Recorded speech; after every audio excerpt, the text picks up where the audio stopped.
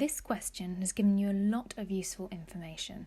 For example, the temperature, pressure, volume of the gas, and the mass of it. Just by the information given, you should have an inkling that the question wants you to use the ideal gas equation. As you should know, the ideal gas equation is PV equals nRT. What units you use in the ideal gas equation is extremely important. The pressure has to be in pascals, the volume has to be in meters cubed, and temperature has to be in Kelvin. N is the number of moles and R is the ideal gas constant, the value which is usually given. Because the units are very important, you must remember how you can convert between units. For example, for the volume, converting between centimetres cubed and metres cubed, and converting between decimeters cubed and meters cubed.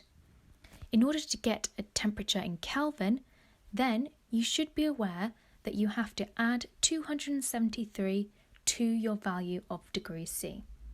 So for this question, before using the ideal gas equation, you have to convert the units.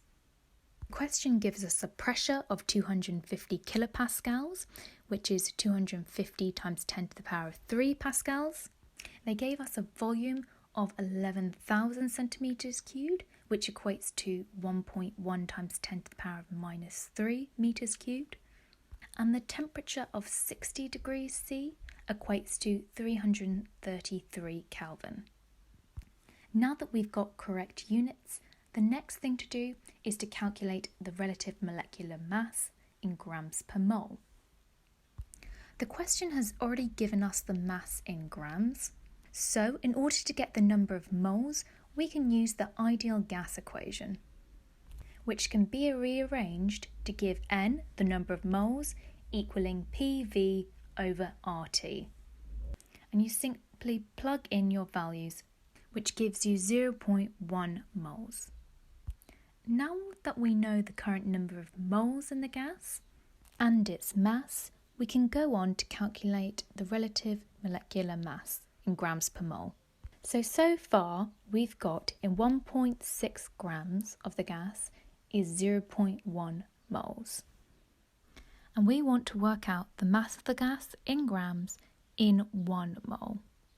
So to do this, we multiply 1.6 grams by 1 mole over 0.1 mole, which gives you 16 grams in 1 mole. And as we know the amount of gas in grams in 1 mole, this equates to the relative molecular mass, which is 16 grams per mole, which is the answer.